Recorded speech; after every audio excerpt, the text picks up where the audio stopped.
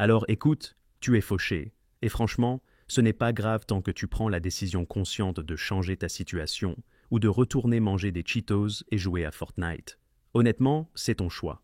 Mais si tu regardes cette vidéo, je veux te féliciter parce que tu as fait le premier pas. Et ce premier pas, c'est reconnaître que tu n'es pas là où tu veux être et accepter le fait que c'est en ton pouvoir de changer ça. Si tu regardes cette vidéo en entier, je vais te montrer exactement comment évaluer ta situation actuelle, analyser tes forces et tes faiblesses, et comment utiliser cela à ton avantage pour passer de fauché à financièrement épanoui.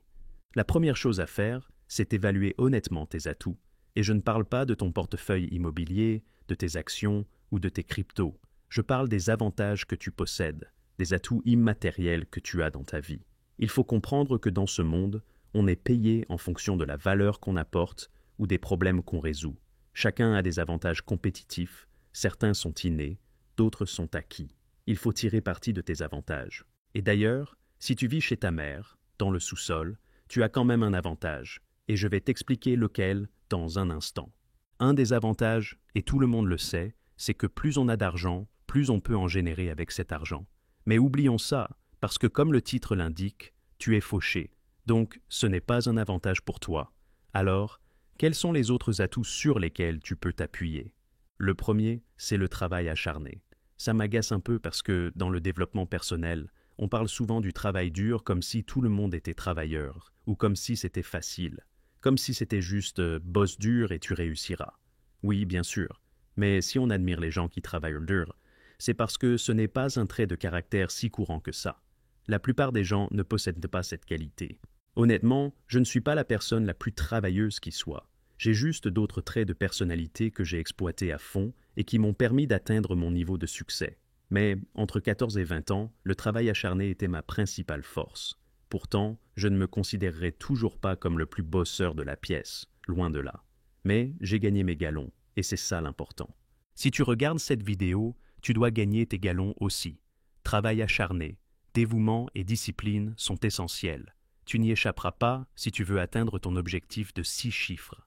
Et même si ça peut sembler étrange, il est possible de passer de 7 à 8 chiffres, en travaillant beaucoup moins, en étant plus négligent avec ses habitudes et moins discipliné, simplement parce que, à ce stade, on s'appuie sur d'autres leviers pour évoluer. Quand j'ai commencé ce voyage il y a presque 10 ans, en 2014, en lançant mon premier business de revente de compte Instagram, en lisant un livre par semaine et en méditant tous les jours, c'était plus facile de rester concentré qu'aujourd'hui. Maintenant, avec le contenu court, TikTok et toutes ces distractions, c'est de plus en plus difficile de se concentrer.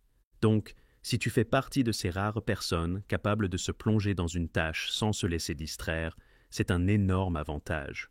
Peu de gens possèdent cette qualité aujourd'hui.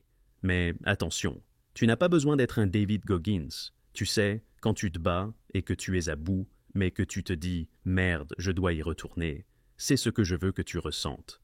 Parmi tous les atouts que je veux que tu évalues dans ta vie, je vais t'aider à faire un plan pour choisir le bon véhicule qui t'amènera à l'abondance financière. Comme je l'ai dit, travail et discipline sont essentiels, mais ne pense pas que c'est le facteur numéro 1 qui va te propulser vers le succès.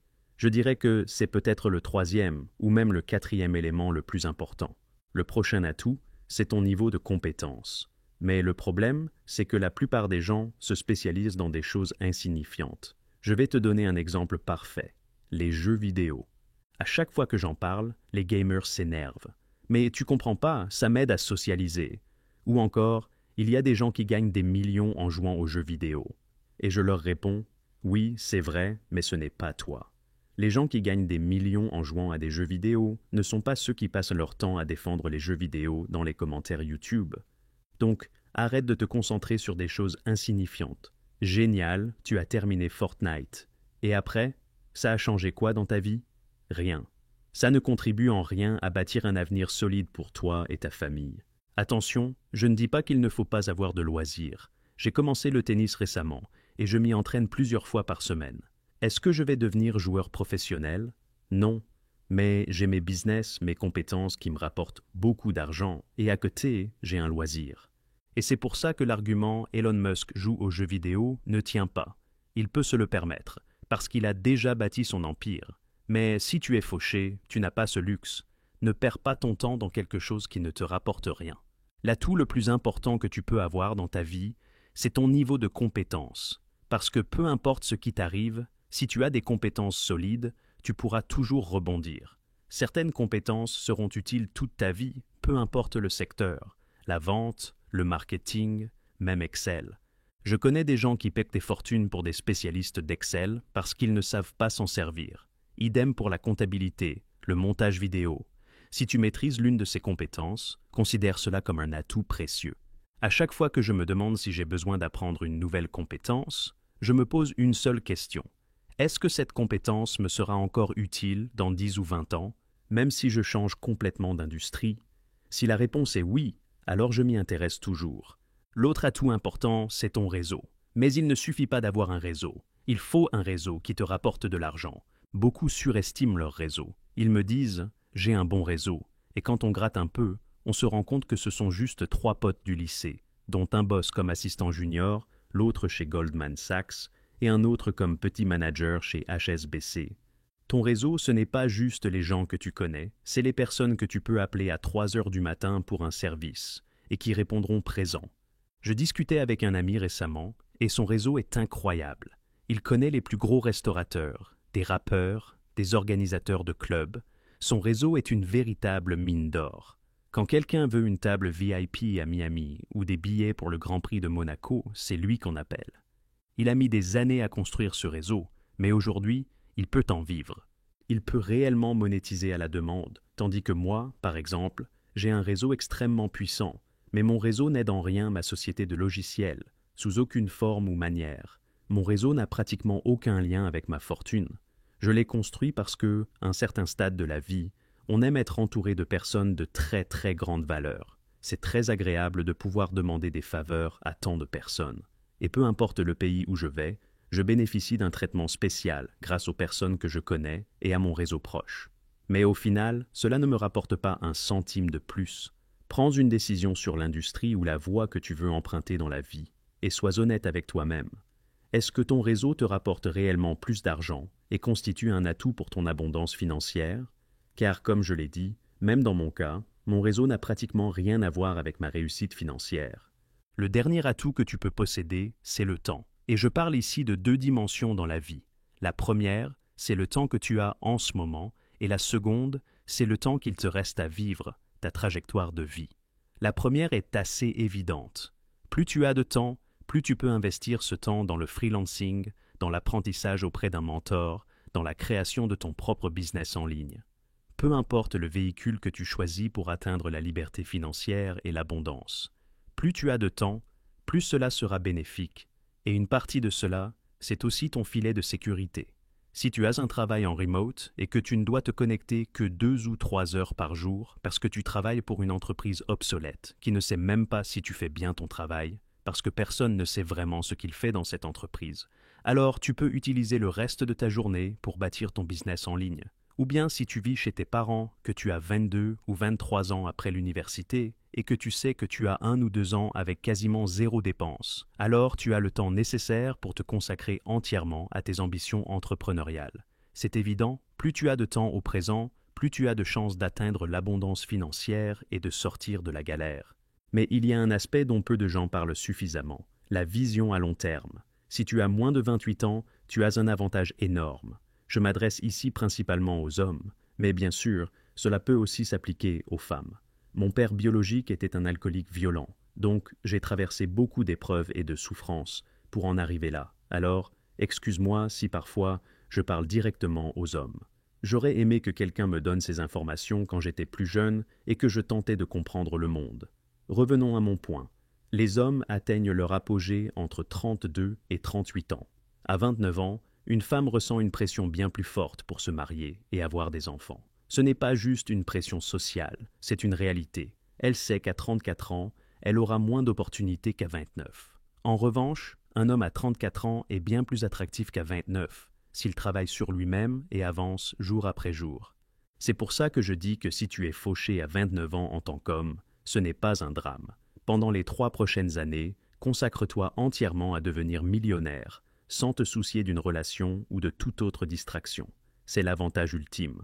On sous-estime souvent ce qu'on peut accomplir sur plusieurs années. La plupart des gens ont des ambitions énormes sur 12 mois, mais ils échouent souvent. En revanche, ils ne réalisent pas au point ce qu'ils peuvent accomplir en 5 ou 10 ans. Si tu as 27 ou 29 ans en ce moment, ou même 22 ans comme moi, voire 19 ou 16 ans, sache que si tu regardes ce genre de contenu et que tu l'appliques, c'est quasiment certain que tu seras millionnaire dans les 5 prochaines années. Peut-être que ça prendra 7 ans, mais peu importe. Le temps est de loin le plus grand atout. C'est pourquoi ça me fait rire quand on me compare à d'autres entrepreneurs du business en ligne. Les gens avec qui on me compare ont la trentaine avancée, parfois 10 ans de plus que moi. Et honnêtement, ces comparaisons sont un peu absurdes. J'ai 22 ans, j'ai déjà gagné 30 millions de dollars. Je suis en excellente forme physique. J'ai beaucoup voyagé. J'ai traversé énormément de souffrances et d'épreuves qui ont forgé mon caractère. J'ai des entreprises qui génèrent plus de 10 millions par an, un réseau incroyable. Je ne dis pas ça pour me vanter, mais pour souligner une chose. Parmi tout ce que j'ai, mon plus grand avantage est le temps. Si on me donnait le choix entre garder tout ce que j'ai maintenant en ayant 40 ans ou repartir à 22 ans sans aucun de mes accomplissements, je choisirais de repartir à 22 ans sans hésiter. Si tu me regardes en ce moment, retiens bien ça. Le temps est ton plus grand atout. C'est un phénomène incroyable. La plupart des personnes que tu admires aujourd'hui étaient encore fauchées à 30 ans. Écoute bien ça. La majorité des entrepreneurs à succès étaient ruinés à 30 ans. Et toi, à 25 ans, tu es en train de te dire que tu n'arriveras jamais à leur niveau, alors que tu as encore le temps. Si tu sais exploiter ton temps à ton avantage, tu peux accomplir tout ce que tu veux. Maintenant qu'on a passé en revue les 4 atouts que tu peux posséder, le travail acharné, tes compétences actuelles, ton réseau et surtout le temps, tu peux les noter et te poser la question, dans quel domaine de ma vie ai-je un avantage? Une fois que tu as identifié ça, tu peux choisir ta prochaine étape. Et voici 3 options qui s'offrent à toi. La première, c'est de lancer un business en ligne. Je ne vais pas trop développer ce point ici, car j'ai déjà fait une vidéo cette année où j'analyse les 6 ou 7 modèles de business en ligne, les plus courants. Mais c'est selon moi la meilleure option, car elle permet d'utiliser l'effet de levier. La meilleure partie de tout cela, c'est que si tu mets en place les bons systèmes et processus, tu peux en réalité tirer parti des ressources ou du temps des autres, en fonction du modèle économique que tu choisis. Tu peux aussi être payé en utilisant un concept appelé l'arbitrage, qui est fondamentalement ce que font Uber, Airbnb et toutes ces entreprises, mais à une plus grande échelle. Je mettrai le lien de cette vidéo ci-dessous. Maintenant, la prochaine option est d'utiliser tes compétences existantes pour générer un bon revenu.